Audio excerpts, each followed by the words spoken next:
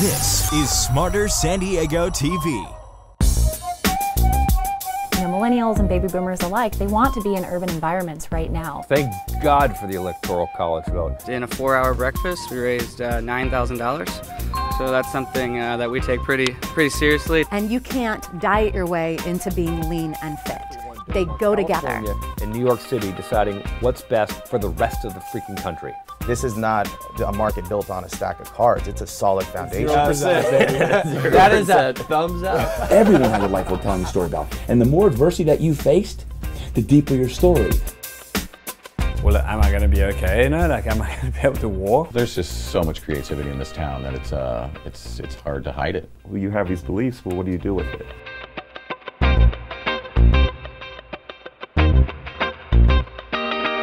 We are honored to have our dear friend and inaugural champ of our real estate reality show win this listing here with us today.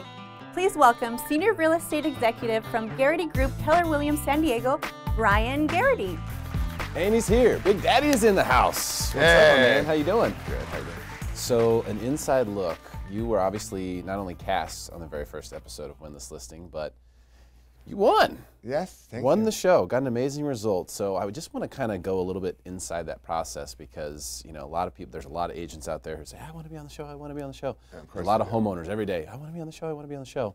But let's drill into it a little bit. So first of all, when I called you and said, hey, this is what we're doing, it's a property in Hillcrest, your backyard. Yeah. What went through your mind? What were you thinking? I was excited. You know, I'm always up for anything media related, radio, TV, I love that stuff. So I was excited about it. I thought it would be a really great experience. I was coming off all this major medical stuff that I've had, and I was like, am I ready? I just literally had massive surgery, was out of the hospital for 2 days, and we started filming. So it was a good thing. It was a really good thing. Timing was good. But thinking about it from a business perspective, I was like, this will be fun.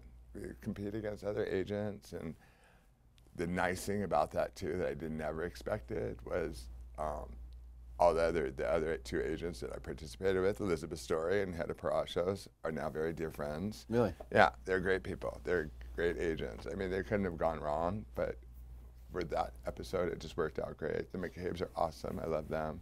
But what was going through my mind was, I love it. I love anything you do. So you know, you always come to me.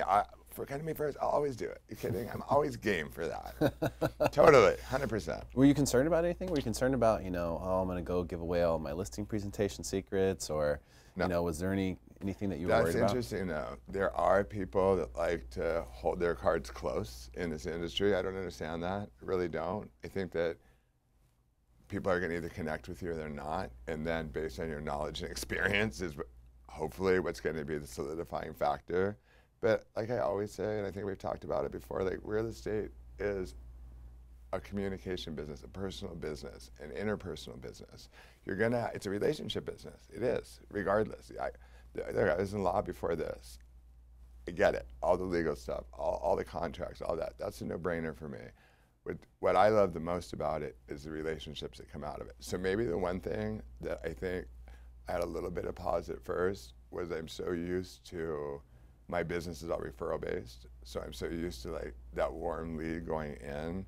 Maybe I had a little bit of trepidation at first, and then I thought, yeah, you know what, this would be cool. Try it out, and it's really, you've done an amazing job in creating this. I'm not just saying that because we're sitting here. You've really done a big thing, and it's not like the other reality programs that are edited and pared back, because I've been solicited for, I'm not going to say the name of the show, but it's all staged. It's where homeowners are looking at houses, but literally they've already bought the house, and then you show them 2 other properties, but you're really filming in their house that they purchased, but it's set up as if they're looking at it for the first time. That didn't resonate well with me. Yeah. So I just didn't want to do that. And you knew the premise of this program was to help people make an informed decision. And I love that. Ultimately get, you know, a good agent to work with on the sale of their home, which is super important. And this is in the spring of 2016. Yeah, March. When we were so it was March 2016 when we were shooting for this program, and it was a rental property. Right. The little 500 and 500 square foot condo. Perfect condition. It was in mint condition. I will say for being a rental, they kept that place A+. It was in great shape. Do you remember the crazy neighbor? I had just finished, so. So you weren't around? No, you I didn't missed see any it. of that That stuff? crazy dude. No, I saw it on TV. I said he's like eating oatmeal and bars and that was hilarious how you edited the show for it because it was funny. But yeah, it was a cuckoo bird. There's so many cuckoo birds out there though. What are you talking about? It was crazy. Part of being in a condominium community with that fractional ownership, you just never know what you're going to get. And you could have a crazy neighbor in a detached setting as well, but they're much closer to you in a condo. So yeah, the girls were a little nervous, the ladies were a little nervous about it. Yeah, I was nervous about it. You know, when you have someone like that who's sort of flying off the handle, maybe he didn't take his meds that day, or whatever the deal was. He's definitely lacking medication of some sort. I'm sorry. Flying off the handle, no. He's screaming, cursing at our crew. And, I didn't know if he's going to come out with a crossbow or something. I mean, so the whole time I just kept being like, where is he? Where is he? I want to have my eyes on him. That's a good idea. And then when I finally confronted him, he backed down. But and then the police showed up, and so that was our very first day filming. I know. Really your first venture out when you think about it. Who could ask for more? Most reality people would be like, woohoo, I hit the jackpot. They call the cops themselves and be like, hey, somebody's doing something. Oh, no, they plant the neighbor. There really wasn't a neighbor. They just have someone show up on the premises. An actor. Yeah, but no, that guy was legitimately crazy. I mean, legitimately crazy. Well, now, the situation was, so aside from the crazy neighbor, the situation was that it was actually a great location, really good unit, nice unit, in-unit laundry, which is tough in some of those older condo complexes. They had the elevator there. It was very quiet. And so there were a lot of good things about this particular unit. But the other two agents really, their price point for what they were expecting, between $250 and $260, is what they thought that it would sell for, and you were much higher. Explain where you were thinking there. Well, if you looked at it, I see exactly where they were coming from. Totally.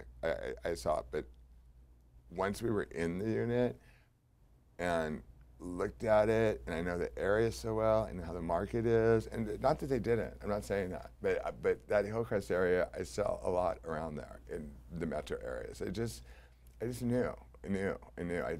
Once we were in there especially, that solidified it.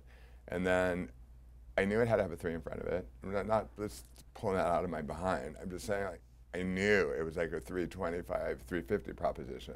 I thought maybe 350 until we got there, then the square footage, and I thought, okay, back down to like 324.9 or so. And we could have got a little bit more, but the sellers were so happy with the offer that we did get that they're like, don't push, which is fine. I mean, you got a good offer within a week. Yeah, the first 3 days. For $300,000? Yeah, 300. And they were worried about like the appraisal had come in at 250, and that's perfect example of why the show is a learning experience for people, because appraisals are subjective. I'm not saying that the same appraiser would bring something. People will always say like, oh, they brought it in right at the contract price. What a coincidence. No, that's not a coincidence, not at all. The appraisers are going to bring, as long as it's justified, they're not going to overextend themselves. It's very rare, unless you're getting a property that is definitely under market, not happening in this market for the most part. But unless you're having a really under market property, they're going to bring it in a contract. They're not going to throw extra money on there. Well, think about the appraiser's job. The appraiser's job was really to determine the number which the market has just determined. Yeah. So I mean, the fair market value. What is someone willing to sell it for? What is someone else willing to buy it for? So that's literally the number that the appraiser's trying to find. No, and like the pre-appraisal, all of that made sense. Like the ladies' comps, like Elizabeth and Hedda, where they were coming from. I get where they were coming from. Totally get it. I just knew that area, that pocket, that location, condition. No, I knew what other things were selling for right in that area. So you had to do a little bit more of a reach, and I just knew. And I'm not acting like, oh, all-knowing. No, not at all. But in that case, I was very confident about it. Yeah. I just because I have a lot of clients that wanted to be in that or have wanted to be in that area, and it's been a challenge.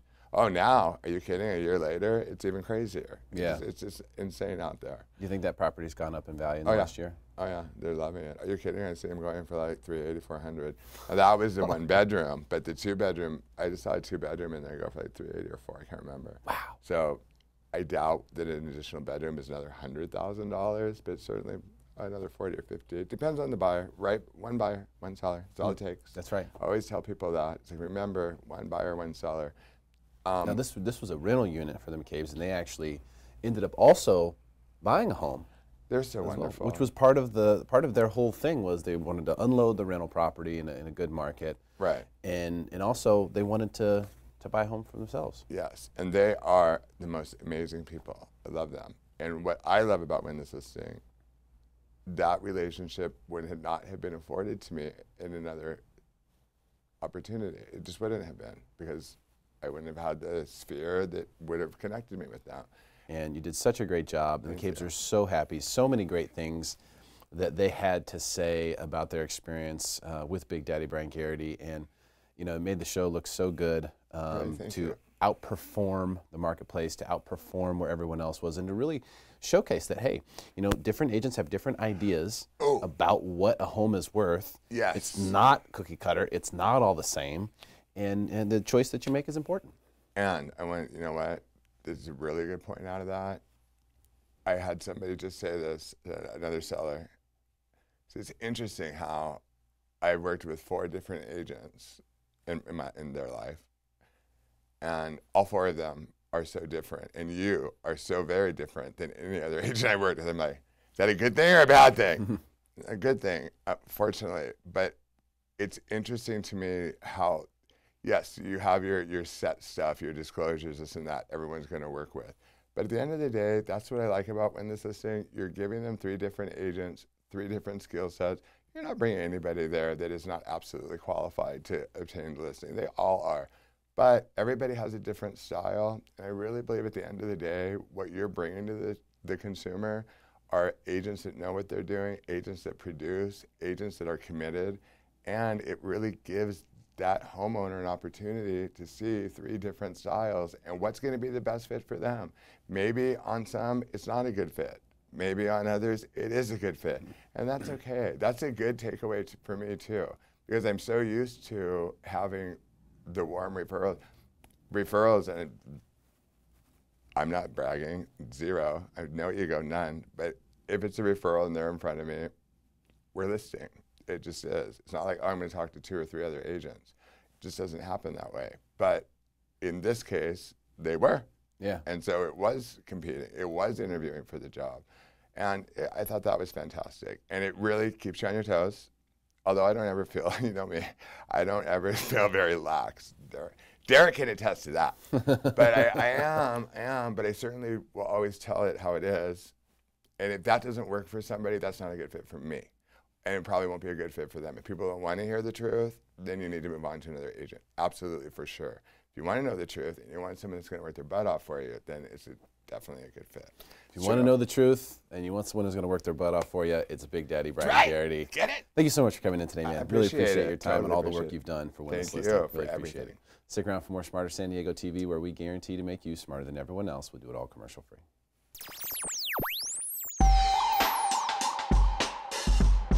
Hello, San Diego. Welcome to the Real Estate Debate, where we debate the hottest topics in San Diego real estate. And we've got quite the lineup for you today. We are starting out with a real estate agent with I Sell the City Real Estate downtown San Diego. He's tall, kind of dark, super handsome. I love Please it. welcome Jason Cassity. Next, we have the loveliest of the bunch, aside from another lady. Oh. She's the owner and realtor of the Lisa Ruiz team at Steel Canyon Realty. She loves San Diego, and San Diego loves her. Please welcome Lisa Ruiz. Thank you. Up next, he's pretty fly for a white guy. CEO of the Silber Homes Group, Keller Williams San Diego Metro. Please give a warm welcome for Ricky Silber. And finally, the other loveliest of the bunch, we have Savvy Agent, owner, creator of Savvy SoCal Home Buyer Education Program. She is getting smarter with us on Smarter San Diego and giving you the scoop. Please welcome Lauren Taylor. And now the time has come for our favorite of the bunch. He is newly engaged. He's making San Diego smarter. Please welcome the host of our real estate debate, Mr. Derek Evans. Woo! Hey! It's good to see you. What's up, my friend? Hi. Hey, what's going down? Yo. Sit down. All right, it's that time. It's time for the debate of San Diego real estate. And we have an amazing panel. I'm super excited about all four of you being here today. Thank you so much for your time, by the way. Thank you. Hot Congratulations. topics. Thank you so much. Congratulations. Super excited. Off the market. Great guy. I'm off the market. Yeah. Multiple We don't offers. get rings, though. We don't, yeah. Multiple offers. Highest and best. The highest and best won Best it and out. final. Yeah. Yeah, so it was a it was a great weekend. So thank you all so much for recognizing Congrats. that. Two big topics today, and in fact, I will give credit where credit is due for these topics because Ricky brought to my attention that we should talk about Redfin today. And Lauren has already been on Smarter San Diego talking about the mortgage cross-quals. It's such a hot topic, and a lot of people chimed in. Some people unwilling to do it publicly, which I understand. There's relationships out there, there's things and whatnot. But these, I think, are two big ones for home buyers and home sellers out there. So let's jump right into topic number one. Redfin. Is it a good thing for home buyers and home sellers? I would say, or home sellers, even. Agree or disagree, and tell us why. Ricky. Let me set my cup down. I would disagree. And I'll give you two reasons why I would disagree that it is a good thing for home buyers and home sellers. First of all, if I call 10 agents right now and ask them if they would rather take a Redfin offer or any other offer, I guarantee 8 of them will say any other offer. So that puts you at a pretty severe disadvantage in this market where inventory is super low. But why? Why do you believe it? Because that's obviously not a real statistic. I mean, you're just saying. No, I mean, guess. my friends, I think it is a real statistic. I'm willing to prove that on air. From a cooperative standpoint, it is very difficult because there tends to not be a single face for the name. If you ever do a deal with Redfin, you will see that you are CC'd on emails with like 15 people.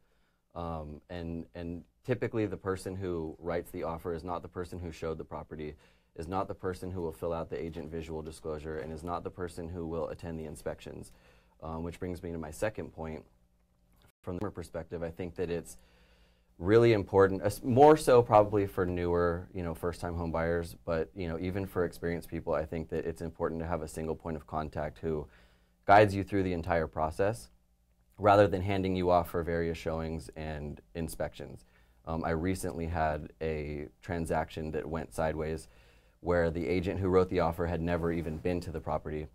She didn't show it. She didn't attend the inspections. In fact, there was 5 different people between the showings and all of the inspections that took place, and ultimately I think that that was an overwhelming experience for the buyer, who ended up actually walking away from the deal because I feel that his team was unable to articulate the reality of the situation because there wasn't a single point of contact for them. So is that your main beef then? There isn't a single point of contact? My main beef with Redfin, first of all, I would like to say that their technology is spectacular. I think that their website is what every portal and agent website should ascribe to be. But I think that it's a huge disadvantage for the fragmentation of the points of contact. Okay. Lauren, what do you think about this Redfin thing? I think that real estate is a hyper-local industry in general. I think that people who immerse themselves in the community and have a direct connection with buyers and sellers are going to fight stronger and harder for the best interests of those buyers and sellers if they have a direct relationship with them. I think that they have great technology. I don't dispute that at all, but it's a burn insurance system. You put people through a system and they go down a conveyor belt, right? So they're trying to systemize the process in an industry that I don't think can be systemized in that way. How come? Is it because there are just too many variables? I totally agree with his example. I think there's too many variables. I think that in order to negotiate confidently on your client's behalf, you have to have an intimate knowledge of their abilities and their understandings, and I don't think 15 people can have that. I think that you have to know each individual's client's capacities, and when you fragment it so much, you take one away from the other, you're ultimately going to put both buyers and sellers at risk. Okay. Interesting. Wow. Some legitimate points here. Man, I wonder what the other side of the aisle has to think. Jason Cassity? I'm a fan. You like Redfin? Yeah, I like Redfin. Now, from an agent's perspective, I know agents who work at Redfin and things like that, and I know it's a different setup. I know they receive salary as opposed to commission and things like that. So the whole thing is kind of different.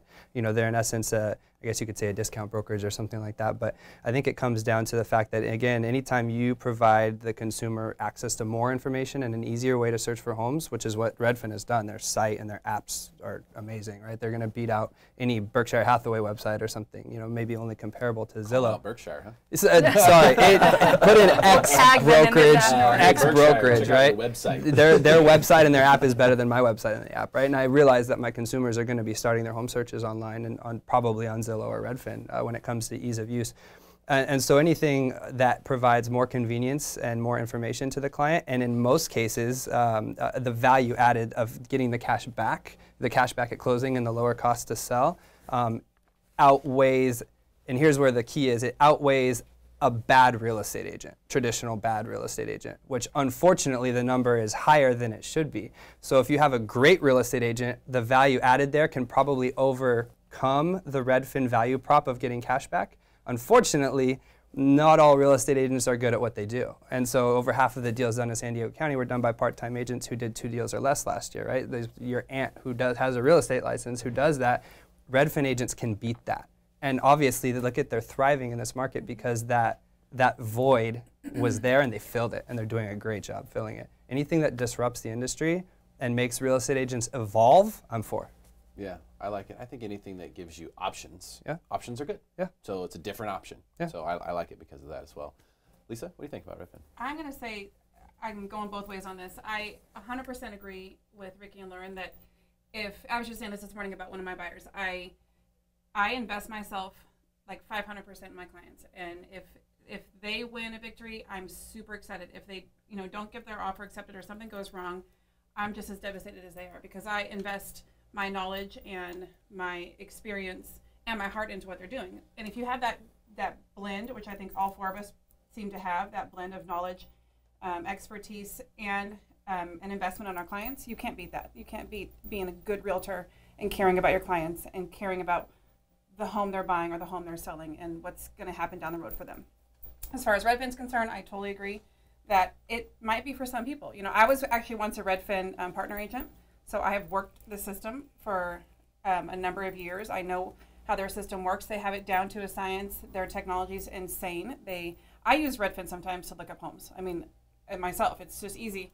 I know how it works. You just log in and your information's right there. And the way that they portray it seems to be friendly to the mass majority of people. Yeah. But some clients, some buyers, they might just want that 50% commission. I mean, for some of this, it's like $6,000, $7,000, $8,000. It's a lot of money. Mm-hmm. So they might not care about the personal connection. And I mean, the Redfin realtors, they do know what they're doing, but it is hard when you have, I mean, if I never went to my clients' inspections, how would I know to be able to help them write a good request for repairs, or if they should even be buying this house? If you've never even seen it at all. If you've never seen the house, how do you, yeah, I mean, that's a problem. I would feel like, you know, I'm signing that contract. There's got to be some kind of liability there to be able to say, like, oh, I've never been to the house. Sorry. I would love to also just respond to what you said. And I think this is a topic about like the rebate system, right? So there's a lot of companies out there offering rebate systems, whether it's, you know, a referral fee that goes back to them or directly back to the client, right? Right. Well, I think that if we're having that conversation, the question also needs to become, I mean, for my clients, like, don't make a $500,000 decision. I mean, if we're looking at average price points in San Diego of $560,000, don't make a $500,000 decision off a $5,000 rebate. Exactly. I mean, $5,000 is the blink of an eye. I mean, we all get it on the listing side, right, where someone's trying to, you know, combat you on your listing price. And I'm like, this is $1 million house. We're fighting over $5,000. Like, $5,000 can be negotiated in a blink of an eye. Right. When we're getting to the prices, you know, we're not in a very rural area. We're looking at like $100,000 homes that are being listed. Our average price point. I mean, I think that it's important for people to look for that quality versus look for necessarily the rebates. But I think that value added, if that $6,000 is still $6,000, and so someone who's maybe tight on their margins when they're getting ready to sell, or just any $6,000 still $6,000, that's going to matter to some people if they don't feel that the value that they can get from a normal real estate agent is more than the value that they can get from Redfin. And that's where it goes back to having... You should be able to, as a good realtor, be able to negotiate that for them. 100%. So there's no reason why, if somebody came to me and said, oh, well, this realtor is going to give me $5,000 towards my closing costs. Okay, well, I could, as a good negotiator, get the same credit from the seller for you. 100%. It's the same dollar for dollar. And that's the other side, right? Is that you're making the assumption that the realtor agent and the non-Redfin agent is going to be able to negotiate the same deal. Well, if you're looking at the caliber of agent that Redfin's recruiting, I'm not saying that they are greater or less, but if you're looking at someone looking to go from a commission-based system to a salary-based system, is that going to be those top agents that are going to be able to negotiate that stronger deal? I disagree with that. I think the Redfin agents are they're just as good as any other agents. I think the problem is that the bell curve, a lot of the traditional agents are not as good as maybe the four of us. And so that's why I say I've had that value proposition where I said, you're going to get $6,000 back. I'm going to earn you more than $6,000 because I know my hyper-local knowledge of the market. I know that there was 2 comps that are off-market that sold. I can use that in the negotiations. 80% of the other real estate community may not be able to do that, so Redfin makes sense for them. I get what you're saying, but I don't like that argument because basically what you're saying is that the real estate industry is full of mediocrity, and so it doesn't necessarily matter if somebody chooses a Redfin agent over somebody that's subpar. I mean, I think that just that in and of itself is a huge debate topic that could go, on a completely separate tangent. I mean, I think that it's really important for the people who take this industry seriously to go out of their way to show that we're not all shiesty and really kind of set the bar a lot higher than it has been set. Consumer education. I mean, we put together an entire program based on community education, and one of our most our most publicized things I have is the top 5 things you should ask every realtor when you interview them. Have to do your homework. I want our clients to start asking us harder questions so that they can recognize someone who maybe is a part-time agent or hasn't had the proven track record of success, and then be able to differentiate on their own. And by doing that, raise the level of discourse across the board. You're right in that sense. It's that I think the reality of it is, though, is that the real estate industry, there is a lot of mediocrity. Again, when you go back to that, half of the deals were done by 2 deals or less, and that's because Aunt Sally or Uncle Joe has a real estate license, and they're giving mediocre service. The top 10% of the industry is leaps and bounds better than the Redfin model because of the flaws that they have in the model, which is the compartmentalization like you're talking about. That's a flaw. That they're well oiled in their flaw, but it's still a flaw compared to having someone carry you through the whole thing. But only 10%, 20%, I don't know, that's a statistic, I'm just saying the top end of the curve provides that service. Unfortunately, and it's evidenced by Redfin thriving, there's a big problem with the industry, and it's whether it be mediocrity or whatnot, or just maybe the agents aren't that good. I don't know. That Redfin thrives in because of that. Well, there's multiple reasons. Create a gap for sure. Yeah, let's identify that because we've kind of gone back and forth on the commission. I haven't stepped in yet on that, but you're right. That as an offer seems in a certain way as a greater value than it is because it assumes something that all agents are going to get you the same price. Your house is worth what your house is worth, and that's definitely not true. But as far as what Redfin has done in the community, they provided another option. Right? It's another option. It's something that's different. They have an incredible technology which is going to get them clients all by itself. And they do have a different offer out there. I mean, if you look at the big brokerages, because they're a big brokerage, they're a huge brokerage. Look at the other big brokerages. And I'm not going to name names, but you know who the names are. Keller Williams, Century 21, Coldwell Banker. So you are going to name names, just to be clear. Let me just give you Berkshire Hathaway. They crush. They crush those brokerages as far as what they're able to offer, to the average person. So we're talking about the median, the average over a big scope. Now, if you go into any one of those other offices and you pick the top 5 agents out of it, they're going to probably crush the Redfin experience. So they're filling a hole in the middle ground. There's a huge gap between your full-time good agents up here and the majority down here, and they are filling in that hole quickly. And there's a lot of space there to be filled, and that's why they're growing so fast. Well, to tie in everything that everybody all said, I mean, essentially, you're correct. People don't necessarily know what questions to ask, and that is a deficiency of the industry just altogether. I mean, we need to be educating our clients, and the point is that you said that this industry, you're into disruption. I mean, I think that the disruption that needs to happen is that the good agents need to step up and really set themselves apart in a major way so that the difference becomes so apparent, so that the question that the clients are asking isn't, is it worth it to take a $5,000 rebate or do this? I mean, that's not the right question, but you only know that if you're in the industry. We're not doing a good job as an industry, not in individual agents, but we're not doing a good job as an industry talking about the pitfalls of buying or selling a home. I mean, it's not like buying a used radio on Craigslist. I mean, there's a ton of liability that comes along with that, and I think that it's a really important and emotional experience for a client to be having, and that's why I disagree with the compartmentalization, because I think that part of the reason we do get paid so much and that we're not salaried is because you need to be next to your client, holding their hand from point A to point B through the finish line 100% of the time, because it's a huge thing in their life, and you have an opportunity to make that an amazing experience or something that's either forgettable or going to leave a bad taste in their mouth and do nothing to further the industry. Well, there's plenty of people who've had good experiences with Redfin too. Oh, yeah. Keep that Sure. in mind. Oh, So yeah, yeah. we can pick out bad situations and say, oh, well, there was this one time where that happened and all that stuff. But there's two types of the client's not going to go back to Redfin again if they want to sell their house. I mean, it's like it should work itself out, I hate right? to say the whole turn and burn theory, but it is. You know, like they come, they buy their house, they move on.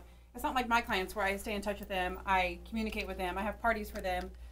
They become my friends. You know, there's a whole, most of my database is friends of mine now because they were my clients. Yeah. But the Redfin model isn't that. Very true. They're not one that's going to say like, oh, well, we'll do business again someday. It's just we're done, move on to the next one. Yeah, they're counting on that value proposition remaining valuable for the next time you go to make that decision. Right. It worked for you this time. We're counting on that working again for you next time. But they do work really hard on the experience as well. But you're right. The one thing that does stick out from just a compensation drives behavior standpoint is that your Redfin agent has very little skin in your deal. That's exactly what I was So going to say. if you get the house or don't, it's not going to make a very big difference from them. Exactly. You know, so it's not going to affect them a whole lot. Exactly. Whereas your traditional agent is right there next to you. Yeah, you're looking at two different experiences, right? You're looking at the consumer's experience, which we're talking about can be fragmented, but you're looking at the agent experience. And when I'm in a transaction with any realtor on this couch, right? There's a relationship. We were just talking about this before we came into this room, was how does the agent relationship drive? And when there becomes a bump in the road, there's always inevitably going to be one, right? Is your agent going to be apt to helping everyone find a solution because they still want to purchase that home, or it doesn't matter because they're getting paid either way? For me, I would rather be working with someone who has a vested interest to try to find solutions when problems arise. And I don't think that model supports that. For sure. And it always arise, right? I mean, they always arise. It's inevitable. I agree with People you guys could argue the other side of that too, though, and say, well, they're not as much invested in it, so they'll be more apt to tell me that I shouldn't buy this house. I completely disagree. So on the other side of it, when you're talking about compensation of real estate agents, and we talk about the segmentation of part-time agents versus full-time agents, I would argue for the top 5% of realtors in San Diego, quite honestly, like you not buying a house is not going to impact my bottom line greatly. So it's more my reputation of being a unbiased advocate for you is more valuable than any one deal I could ever do. Again, because that's the top of the bell curve or whatever, yeah, the top most of the people thing, are not right? that way, though. And yeah, unfortunately, I mean, you have to be transparent, you have to be self-aware. Unfortunately, the real estate industry has kind of a rep for sometimes being like salesmen or sleazy or looking for the commission and things like that, and it's out there, and so and it happens. It's real. It happens. It's a real super thing, real. and unfortunately, Redfin, you know what I mean. So I don't know. They're not tied to the commission, so I could see why people like that and they gravitate toward that. Yeah, it makes sense. But again, yeah, and it's for the top performers and the really good, passionate real estate agents who love their job and are hyper local and love their clients. Redfin's not going to be a problem necessarily because that's not the void. We're not even competing with them. Right. They're starting from the bottom up and taking out Aunt Sally and Uncle Joe. Aunt Sally and Uncle Joe are going to hate me after this. all the real estate agents that are taking iPhone photos and putting them on the MLS and then never showing it, and all those agents are getting burned out by Redfin and Zillow and I don't things think like that's a horrible thing. I don't think so either. It's evolving the industry. It raises the entry level. And you're 100% right, and you are 100% right. I guess the problem that I have with it is just that. So you agree we win, right? I agree, yes, you guys both won. Yeah. I guess like my biggest problem with it is just that I think, I have a problem with the way the industry is and the reputation that goes along with this industry that I love to be a part of.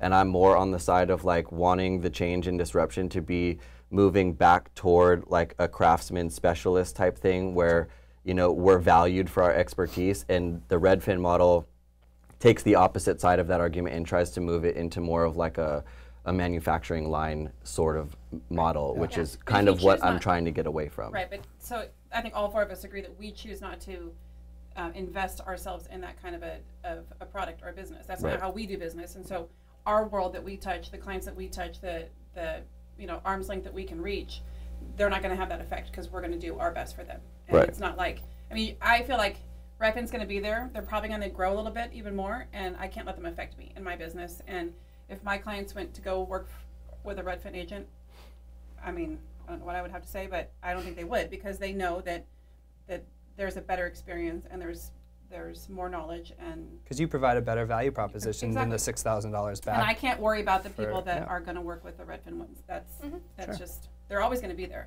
But it also makes you step up your game. I mean, it's like going on Win This Listing. Do a little plug here. My listing presentation changed 500%, and it's been so much better. When you know that there's companies like Redfin out there, you're going to just do better for your clients, because it just motivates me to keep myself. I guess in that way, it's like a super exciting time too, to see, I mean, Yeah. to see it push everyone to raise the bar. It does. It makes you, and it takes the Aunt Sally's out of the picture, because Yeah. they can't keep up with that, or us. So it's not a bad thing, really, to have Yeah, that. which is the real threat to the industry, is totally the agree. part-time agents who are doing substandard work. Correct. Yeah. Yeah. So if they fill that void, they are dangerous, providing a I service. mean. It's a step. It's a Yeah. step in a Step. direction Yeah. that is maybe not ideal for what everyone wants and thinks, but you're not just going to go from 0 to 100. You know, there's going to be evolutions that take place. And what Redfin realized was that, gosh, you know, half the deals being done out there are being done by part-time people who really aren't doing a whole lot. Look at what we can do. We can They're provide cleaning up on all that. this stuff, and I think we'd be go grab some of that market share. It's exactly what they're doing. All right, let's go to topic number 2 before we run out of time. This one, Lauren, this one's near and dear to you, and you have sort of made your opinion known on this one. Mortgage I cross. haven't read the comments yet. I'm You terrified. haven't? No. Oh, you should. Perfect. You should. No one knows Mortgage how to deal cross with it. qualifications. We call them cross quals. This is where you have a home listed as an agent, and you have your lender, someone that you know, who's in the mortgage industry, also qualify. Make sure that the buyer or anyone who submits an offer is qualified, that they can get a loan, basically. And that person might be getting a loan from someone else, but you're saying, no, you have to give your stuff to my guy. My guy has to say that you're qualified. That's a cross qualification for people who don't know what that means. So what we're saying here in topic number 2 is that mortgage cross quals should not be allowed. Agree or disagree, Jason? Should be illegal, is what you're saying? Yeah. I disagree with that. I think mortgage cross quals are good. I think they're good. Yeah, I think they're good for the industry. I think there's a way that it gets done sometimes where one agent will require that you talk to their lender and do some stuff, and it ends up being more like a sales pitch for their lender, which isn't. That's a question more about ethics, I guess, not legality. I think the legality of it, I think it's legal. In fact, there's times where I get pre-quals or pre-approvals or things like that from lenders, but they didn't do their due diligence. Sometimes they didn't even pull credit, or they didn't do something. You can get a pre-qual in 5 minutes if you call someone just based off what they said.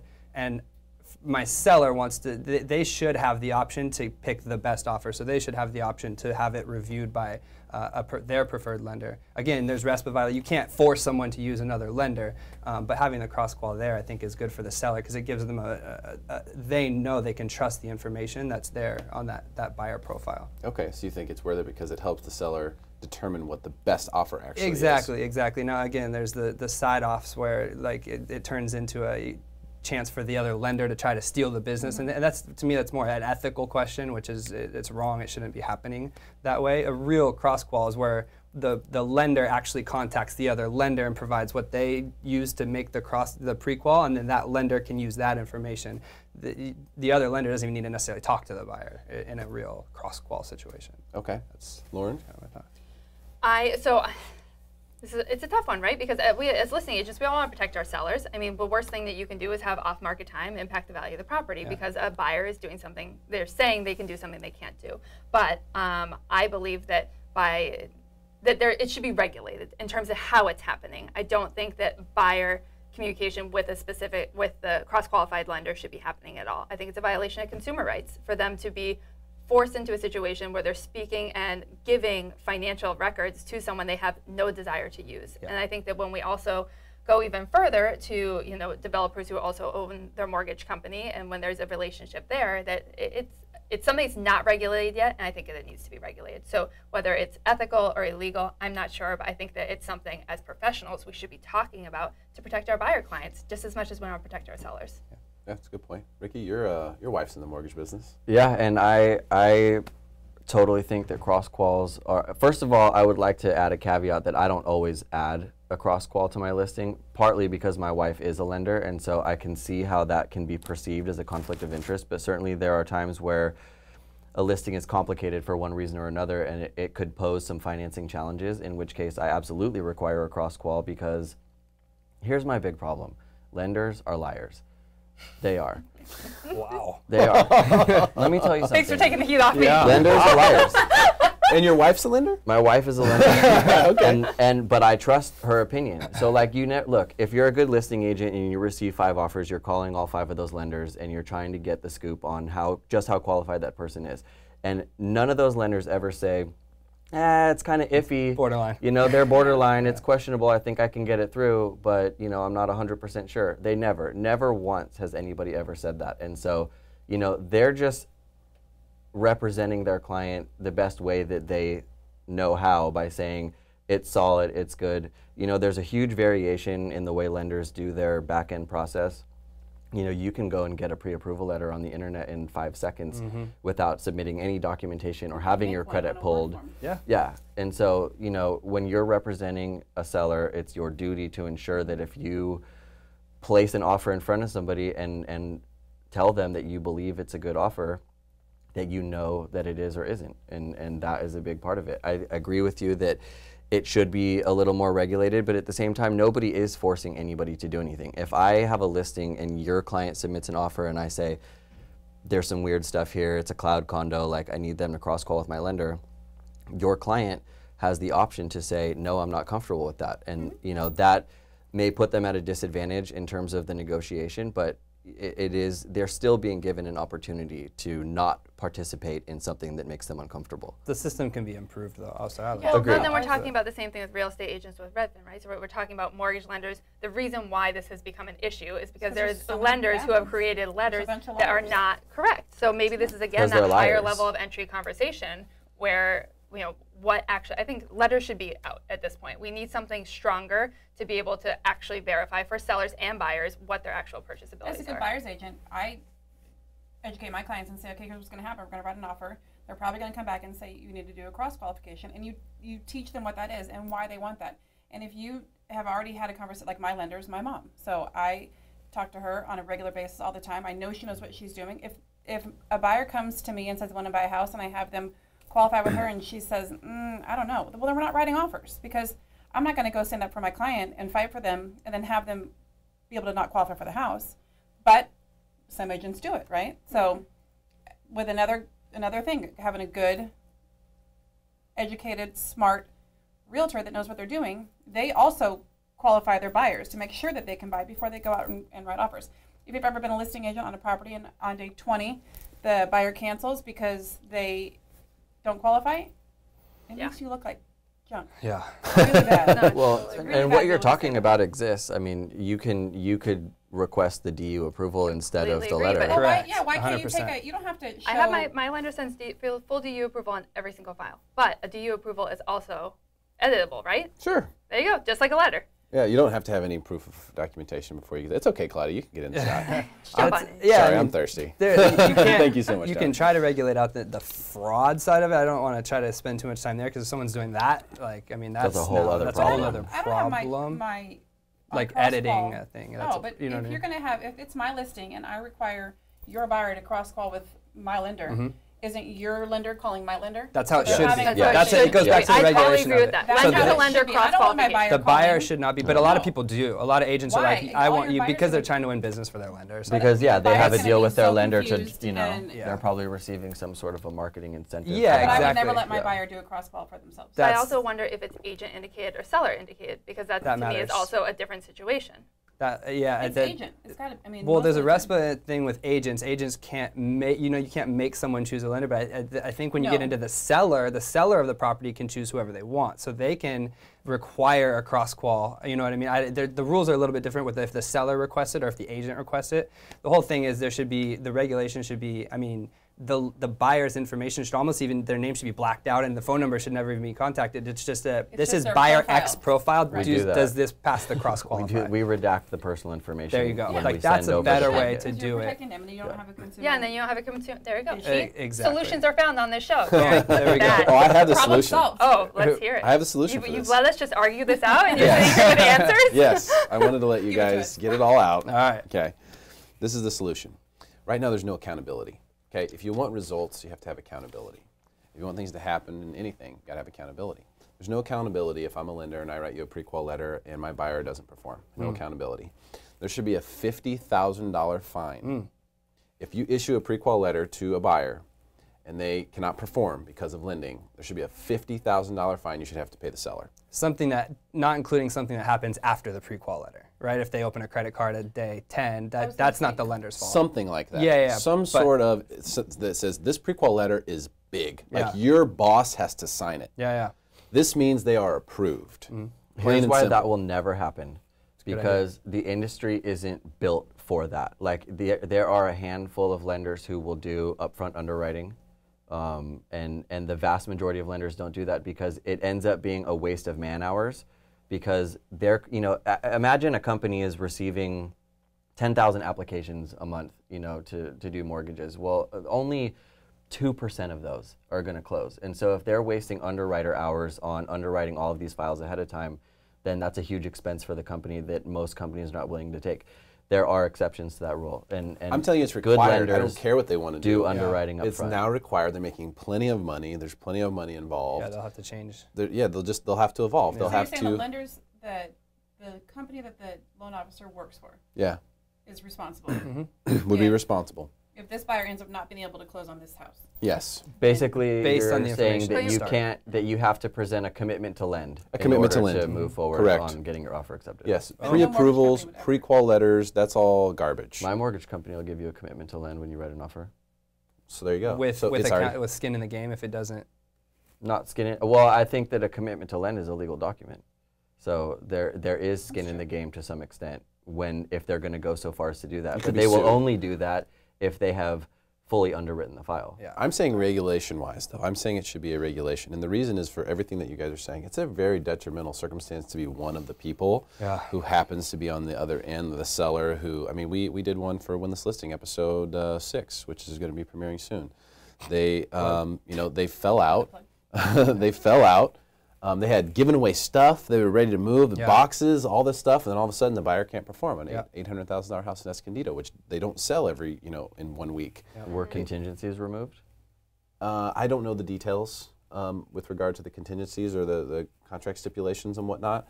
I do think that they were because I do believe they got an escrow check, but we're talking about a few $1,000. And it cost them like 20 grand. Yep. The market shifted. The agent who won worked really, really hard, did so many people to that house, and the best offer that they got was about $20,000 less than that one was. Why couldn't they close? I don't know. I don't know exactly, but they couldn't. Yeah, they couldn't perform on the lending side. Right. Yeah. That's what, so the cross-qual, if done properly, with a good lender, can obviously work. But we're talking about the vast majority of situations here, and I think there should be some skin in the game. If you're going to say, hey, listen, this is good to go. It shouldn't just be able to be written on a napkin, and handed over. But the problem is that things change. Just like the market changes, so do people lose jobs. People get, they get transferred out of state. Things happen Exceptions are okay. Yeah, there would have to be something where at the date of this letter. If you went and bought a car when I told you not to. Correct. That's now on the buyer. Now you can't qualify, then that's on the buyer. That's not the lender's fault. No, there would be some caveat. So how do you figure out, but the buyer's not going to pay. Or you have to say, as of today, you could be some situation where there's an unknown circumstance, like a child support payment that's due or something like that, where the buyer didn't always disclose everything to the lender either, which also can impact their financeability. It could be even simpler than that. You could be up against the debt-to-income ratio, and the rate could jump. And you'd be done. If they're not locked. Well, that's why you'd have to say, as of today. Yeah, as of based on locking at this interest rate. Your rate's already locked. Yeah, this is what it would have to be. Yeah, so if the buyer does something, opens a credit card or something, the lender wouldn't be on the hook per Derek's new federal regulation. Yes, per my regulations. Yeah, the buyer just screwed the whole thing up. I'm just interested also if this is like more of a state issue, because I know that obviously California, we do real estate a little bit differently than other states, where recently I had a listing up in Temecula, and they were very dismayed to find out that they had no repercussions when our buyer canceled after 6 days for absolutely no reason. Whereas other states, I know that there are built-in repercussions in the contract. Like, why don't we just change the expectation for buyers if they cancel contract? Yeah, like the liquidated buyers damages. are so protected in California. Yeah, I don't think we'll ever put anything on the buyer. Yeah, I think the buyer's going to get more protections, if not less. But the lender, should be restricted. if they're giving you a document, official document saying this is good to go, and people are making decisions, huge financial decisions based on that, there has to be some sort of regulation. I agree. Some sort of penalty. It's above my pay grade, but I agree. That's why the loan contingency exists. I mean, it's the way that the current transaction is designed disregards that. I mean, it's literally you're designed to have 21 days in order to get all of that solidified, and as a seller, you should understand that you're taking on some risk whenever you take the house off the market for a buyer, and it's up to your agent, hopefully, to have done their homework and vetted as best they could the offer that you are accepting. Yeah, that's true. I guess it goes back to the agent again. You could call, you could do those things. You could call the lender. If you're the listing agent, call the lender, go through everything with them. Have them tell you how amazing it is. Yeah. But no matter what, those first 17, 21 days, your sellers are holding their breath. I mean, because buyers can cancel just for fun. For anything. You know, they can come up with any reason. Inspections. Yeah, it's not a done deal until the deal closes. And your job representing the sellers to make sure they don't do things like sell their personal belongings or buy another house or do anything life-changing until they know for a fact those contingencies are removed. And even then, worst case scenario, they're just taking some earnest money and still having a problem. Yeah. It's a tough situation, but I think we got somewhere today on both topics. How you guys feel? You guys feel okay about your topics today? It's good. Yeah. Ricky, did you get enough in? As far as Redfin? Yeah. I feel better. You feel better? I feel better. Got it all out. I just wanted to scratch that. I feel better. I got to scratch the itch. You're going to be an offer on a Redfin property. What's your name? Click. It's not even that. I'm going to go write an offer on a Redfin listing today, Exactly. and it's not going to work out for me. Blackballed. Redfin agents are great. I have a girlfriend that works for Redfin. She's fantastic. I know some Redfin agents. I know some Redfin agents that I love. We're just talking about the system. We're not talking about the people. That's the thing. We're talking about the system. And like, Derek, you're coming up with these ideas, right? There you go. There's your next business. Fill that middle market. Yeah. Run for office. Put your money where your mouth is. Let's do it. Issue a letter, pay you 10 grand. Can I just make rules? Can I be the king or something? Yeah. How do we do this? Okay. It's your show. Whatever you want. Thank you guys so much for your time today. Really, really appreciate it. Fantastic debate. Wow, I learned a lot. Hopefully you did too. Of course, we will be back again next month. Same time, same Facebook channel. We will see you then.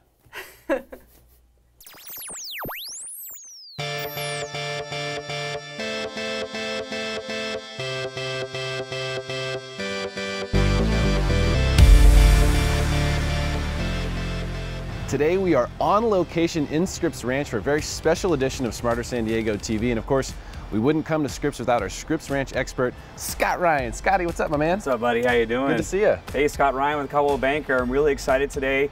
Typically, we're in the studio talking about real estate topics, but today we're going to give you guys a sneak peek to the newest and hottest night spot, Newtopia Cyder here in Scripps Ranch. We're going to sit down with the owners, Rick and Ryan. Let us have them tell us their story about how they started this awesome place. So come on inside, let's take a look. Let's do it. All right.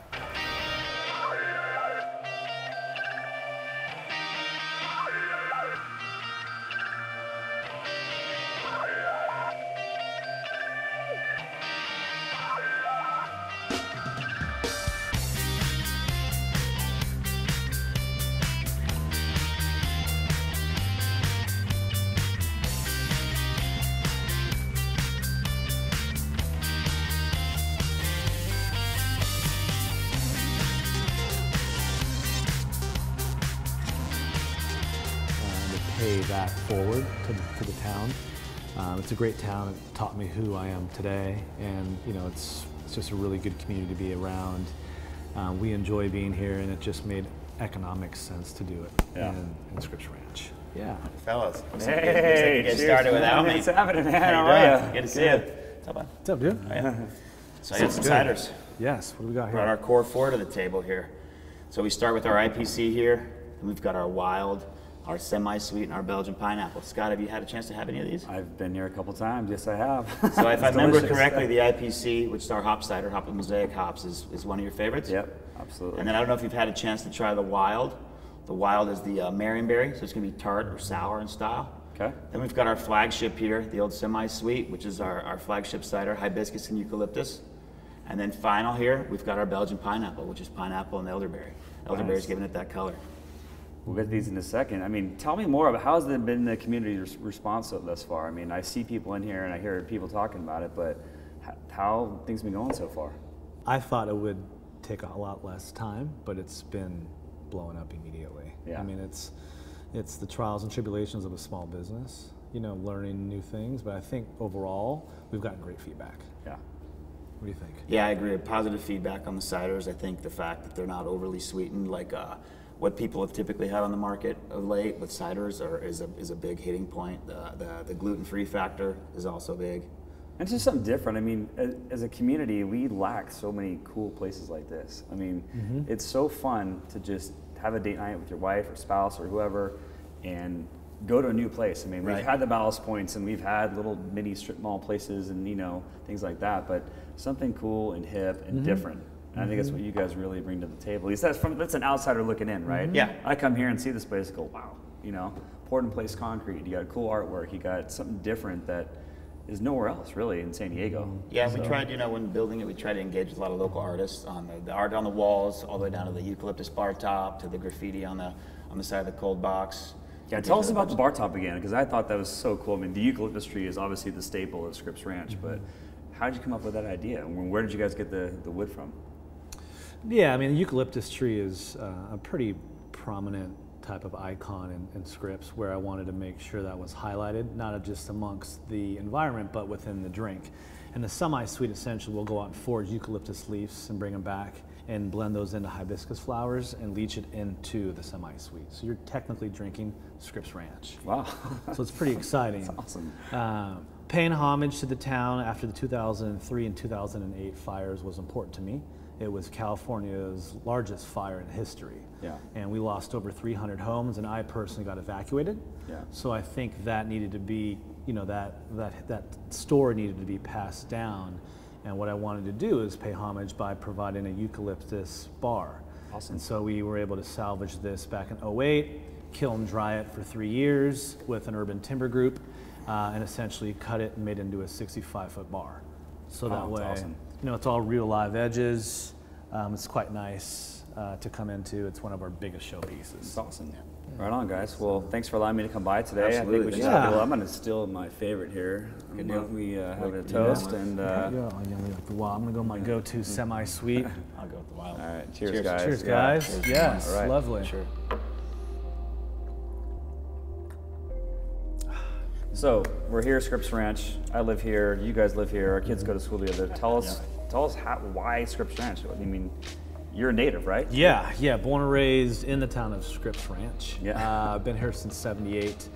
And Scripps Ranch is just a community that's really tight, knit community, very strong in civic organization, and you know, just made economic sense to do a business here where I could pay homage to, you know, the town itself and be able to, you know, at least be a Miramar Ranch alumni graduate to do something well for the town and contribute back to it. Yeah, and it's great. I mean, our community's got so many amazing families and people. Some of my best friends are here, but we lack so many cool places like this. So for me, when I saw this open up, I couldn't wait to come. You know what I mean? And I think even from a real estate perspective, you know, it's only becoming more desirable and more desirable, and that's where you're seeing home prices come up. But at the same time, with new places like this, it's only going to make this community more desirable. You know, it's a place people can congregate and talk, and you know, so you guys got fun games here for the adults to play. And even I've seen people in here with their kids sometimes too. So kid friendly, dog friendly.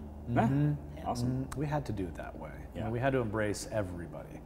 So tell me, this is a cidery. I know what a brewery is, but what is a cidery? What do you guys do here? Like, what are your roles and what do you guys do on a day-to-day basis? Sure. So we do have 155 breweries here in San Diego.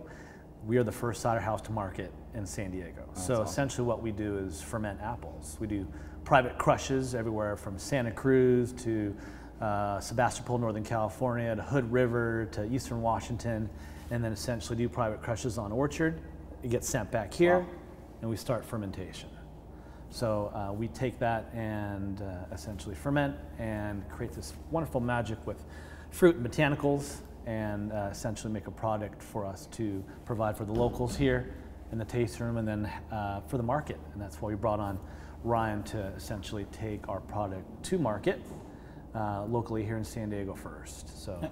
We're currently in a couple local restaurants. I'm sure you've heard of Board and Brew. Sure. So we've been in Board and Brew since we got started. They're good partners of ours, but we're taking it fully to market. Around the 15th of May is the plan right now. We've got some big batches coming off of tanks, preparing for that, and been out in the market seeing some customers, and we're planning on launching about the 15th of May. San Diego has a very strong awareness of a complex palate. They've been drinking beer here for 20 years.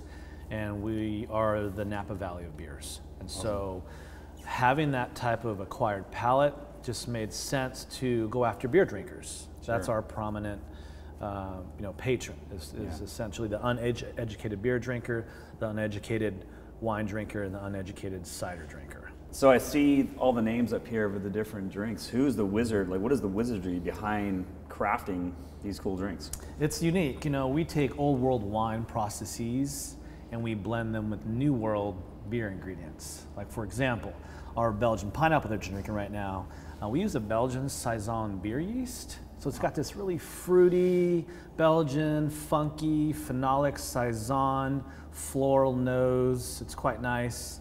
As you all may know, cider is 90% nose and 10% palate. So those chemical compounds. So maybe give it a little. Yeah, a little 5-second sniff. Before I drink it. Precisely.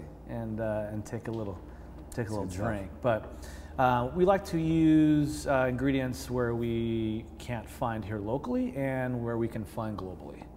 So as much as we want to source locally first, we also scour the world to find the best botanicals. Essentially, we were inspired by the Victorian era where women and men would travel and use archives to document what new botanicals they found globally. And so that essentially elevated the woman, because women weren't supposed to travel. Yeah.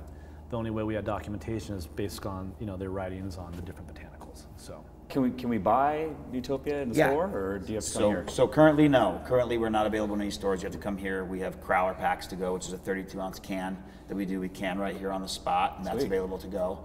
We also do growler fills in 32-ounce variety as well. We will be doing a can program though. Right now it's planned on 16-ounce 4-pack cans is the plan. Sometime around summer is when we plan on launching that. I think that's still tracking right now. Awesome. Future plans are we do plan on adding a distillery. So we plan on adding a distillery for a second phase and doing some cool stuff with spirits, turning some of these ciders into brandies. Wow. And then doing a gin and a vodka and a whiskey program as well. It's unique. When you walk into Newtopia, Newtopia is more of a state of mind versus a product you drink or a place where you hang out. I'll give you a quick example. We have a program called Beyond the Core. And this particular product, the Wild, I'll take down 1,500 pounds of Marionberry from the Willamette Valley farmers, and I'll take a percentage of proceeds from that particular product and create 2 scholarships to give back to the farmers' orchard pickers' kids. Wow. So that way they can have the opportunity to go to college. Yeah. So we want to essentially bring a new vision to not just craft beverages, but a continuous improvement in society. It's awesome, man. Does that make sense? Cool. Well, I appreciate you guys are doing it for the community. Yeah. So, thanks for having me today. Absolutely. For sure. Thank you. Cool. You're the best.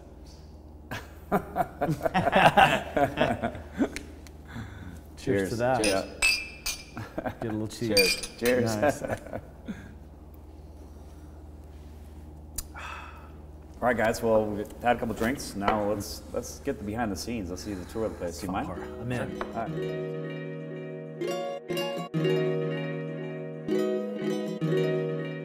What we're looking at is Shirley, and Shirley is our 30-barrel fermenter. She currently is holding 1,000 gallons of our Belgian pineapple that will be going to the San Diego market. What I want you to do is actually take your glass and put it just like this. All right. And I'll simply have you draw yourself. All right. And this is not CO2. This is called a still cider. Okay. So when you draw it and it starts to bleed, I need you to bring your glass all the way down to create natural effervescence. Wow. All right. Sense? See if I can do this without spilling. Yeah. There we go. You got this. All right. Get pressure almost at the end. There you go. Come at you. Ooh, nice. There you go. You're good. There you go. All You're right. good. Yeah, you did it. Nice. Nice. Like, look at that. Pulled like a true vintner. And you can even see some of the, is this the residual sugar that you see up there? Or these are all actually, that's actual pineapple. Oh, wow. Yeah. Okay. Pineapple, pre-filtered. Mm-hmm. So this is all pineapple that we throw in there in chunks. We put 160 pounds of pineapple and roughly 650 gallons of cider and blend it. Awesome. With a lot of elderberry. Cheers. Cheers, man. Yeah, it drinks like almost like a light Pinot Noir, right? Yeah.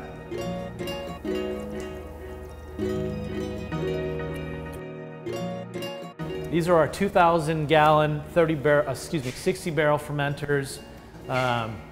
Charlize is one of my favorite actresses, and Zena is probably one of the baddest warrior ladies on camera today. That's awesome. So these gals will essentially ferment our 4 core that we're taking to market. Nice. Yeah. Capono and Cruz are where we condition after fermentation and inject CO2 to create a unique profile on the finished product. Capono is Hawaiian for Righteous One. We've hired a few Hawaiians on this team to pay homage to them. Nice. And then if I were to have a boy, I'd name him Cruz. So this is my boy. Right now I have 5 girls. Nice. So I've got 3 boys. Yeah, So. yeah, you know it. Yep. I would have had a lot of tanks in here. Yeah, seriously. You're right. Yep. And speaking of which, we have room for actually 6 more tanks to come in here to make our production up to 25,000 barrels per year. Wow. Well, guys, I just really want to thank you for allowing me to come here today. This place is amazing. Yeah. I've been here. I want the rest of the Scripps Ranch to experience what I got to experience. So hopefully, after today, after meeting you guys and getting this word out there about this great place, that this will be a moment for you guys. So thanks, man. Yeah. Thank you very much. Great seeing you, Scott. It was great. Yeah, Cheers. cheers guys. Thanks. Cheers, bro. Thanks, man. Yep. Cheers.